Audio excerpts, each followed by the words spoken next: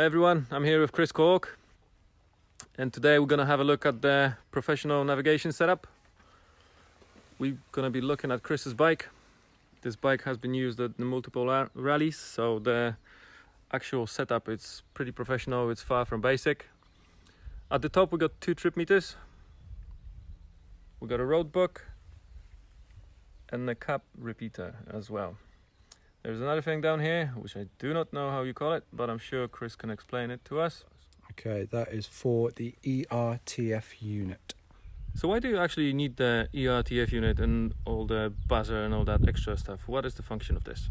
Okay, on the bigger rallies, you have waypoints and checkpoints, and when you get near to these points, this Ertf system will light up and it will give you a heading to that waypoint, which you have to hit. Once you've hit that waypoint, the thing will go blank again, and you've now got to try and find your way to the next waypoint, generally by roadbook, ICO, and on here there'll be a cap heading. Also, the combined system will record where you have been, or if you have been speeding and breaking any rules. It also works out if someone has crashed in front of you or around you and will set off the sentinel.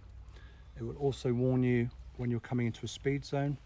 It can also warn you if there is a triple exclamation danger zone, and will give you a heads up towards that to try and prevent you from really hurting yourself. It will also warn you if you have a large vehicle or another vehicle trying to pass you. It warns you to get out of the way, please. It is up to discretion of the driver behind you whether he presses the button to alert you, which is a bit of an issue. Some like to use the sentinel and some don't, but generally that's what it's for. As a bonus, very useful, when you hit a waypoint, it will give you the correct trip meter value, which means at that point you can then reset all your trip meters up here to the exact figure. It means every time you hit a waypoint, you know exactly what your trip meter reading should be. So how do you actually read the road book itself, Chris? No idea. Seriously, I'm rubbish at navigation, always have been, but I can give you a basic rundown of how you're supposed to do it. It would be excellent if you could. Okay, let's see if I can remember this. It's been a while, Jay. I haven't raced for 3 years or something. Anyway, so you know what that is? Yes. What is that? it? Is basically kilometer at. You're supposed to be changing direction or. Okay, which is displayed up on above there on the trip meters, and as you know on the controls here, I can adjust that on the fly, and you will always be adjusting that. It's never ever exact. It can't be. It's the nature of racing. In the center there is your main instruction. It's normally where all the pretty pictures are, and it's your main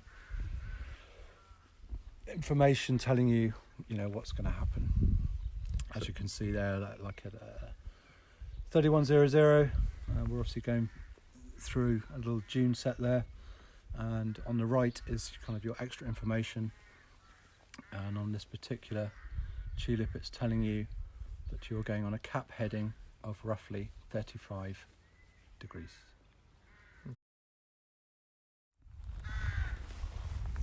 Right guys, except to my broken bike, you can have a look at the digital roadbook setup, because that's not quite broken. So let's have a look at what we got in here. So the app that I'm actually using, it's called Piste Roadbook. You can see that there is a PDF roadbook in there. It's already marked. You can find the numerous apps to actually do it on your computer or do it on your tablet, whatever you're using. You can still do it over the phone. As far as it's Android or iPhone, that'll be fine. So on your left hand side, you can see the trip meter in kilometers. This one, you can actually change the miles and kilometers. It's up to you. In the middle, on the left, you get your speed. And on the bottom left, you get your cap heading. So as you're reading the road book, on the road book itself, first section will give you the distance.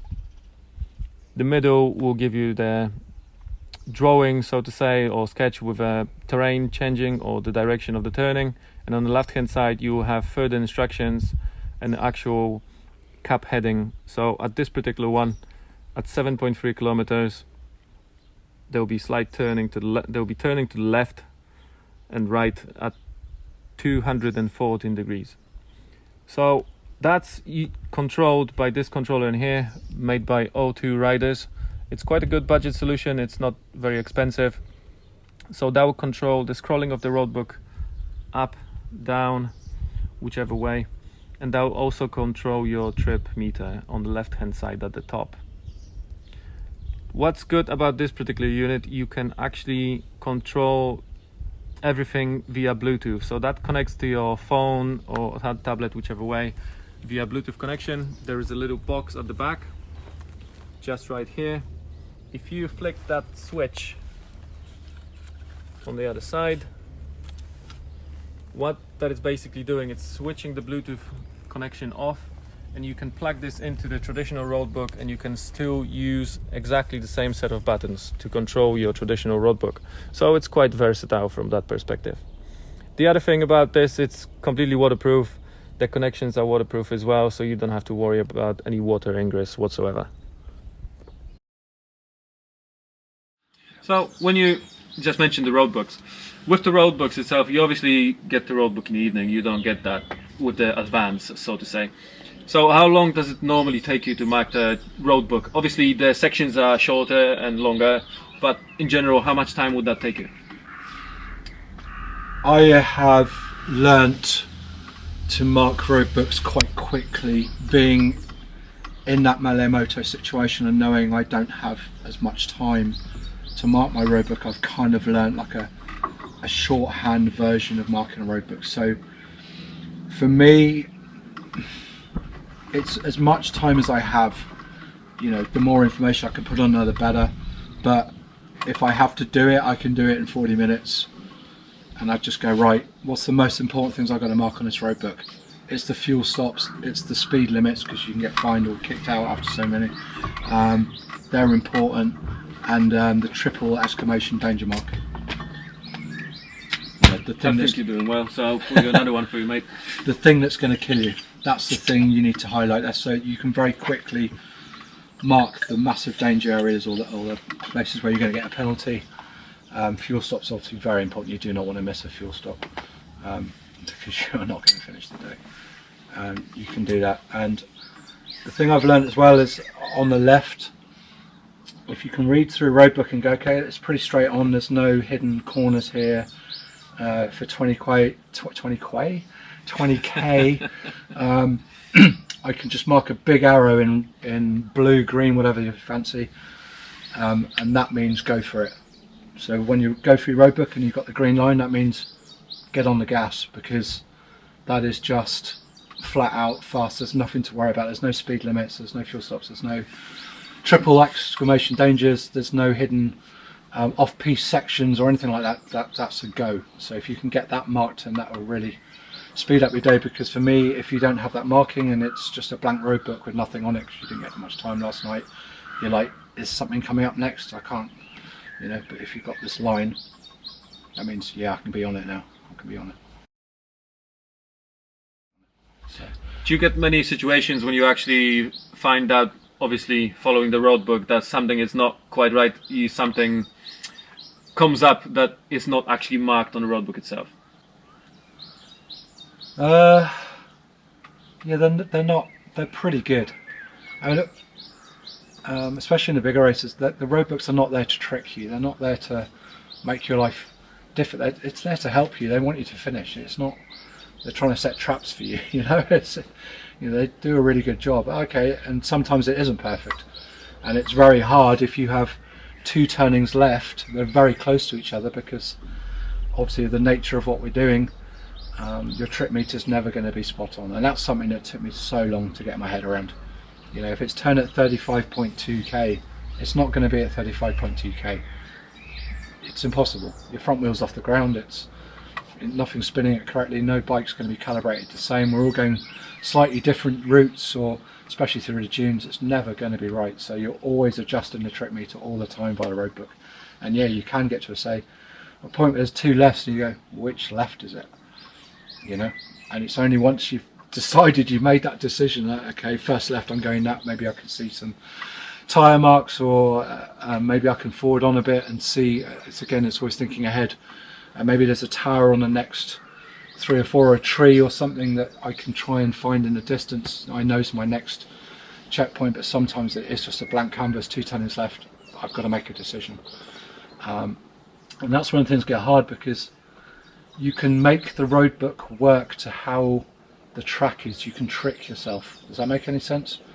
So it might say turn left, or there's a tree. You go, well, there was a tree. It wasn't quite there, and it was a bit out, but there was a tree. There was a turning right, kind of. And you can kind of trick yourself in, and then 20k later you are totally lost. Bang. And that's, so you have to, when you take that turning, really concentrate. Really concentrate. And I will slow right down, and really, the worst thing you can do is try and wait for someone else. I've got this slogan, I think it's on my rally bike on the front now. It says, do not follow the guy in front. Do not follow what other people are doing. If you think you're lost, and the guy comes past you, don't just tag along with him and go, oh yeah, cool, because he might be going the wrong way. You know, but as I said, there was 2 turning lefts. Which one was it? He probably took the wrong one as well. He probably saw you and think, ah, he's gone the right way. So yeah, that's when things get complicated, and you have to very quickly make a decision. Do I track back and never go, by the way, the wrong way down the track? Please, everybody. Go off piste, go round, make sure you're off the track, go back to where you know, and maybe try the second track, and you might waste some time, but you'll soon quickly go, yeah, this feels more right, this is better, you know, this makes more sense.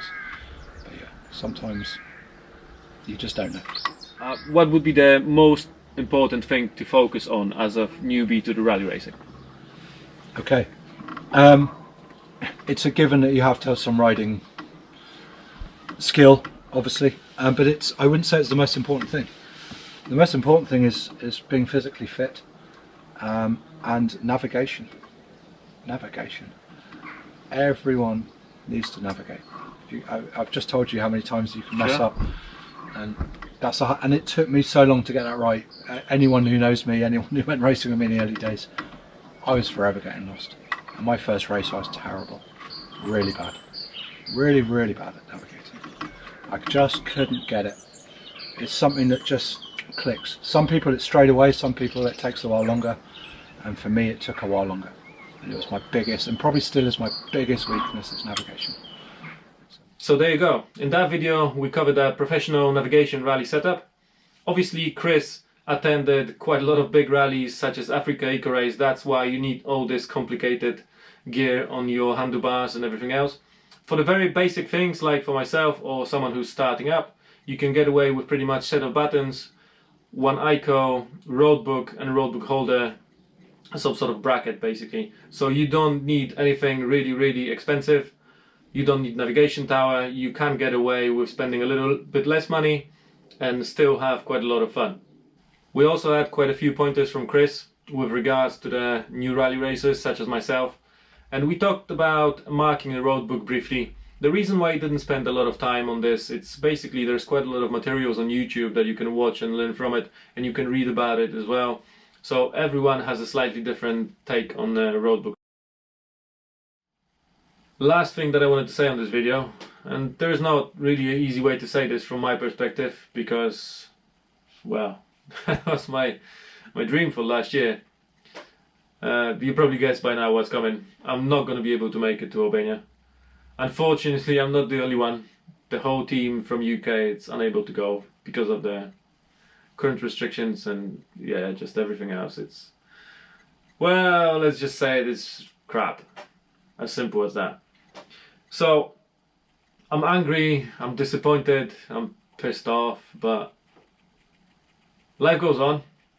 I'm trying to stay optimistic and I'm trying to search for the alternative options, because I'm definitely going to another rally, and I went too far with this project to give up like that. It's just it cannot fail. It won't fail. It's just as simple as that. Whenever it's month 2 or 3, I will get somewhere. Even if it's 12 months, I will be going to the rally and I will be racing. It's as simple as that. I am gonna make it from adventure rider to a rally racer, whatever happens.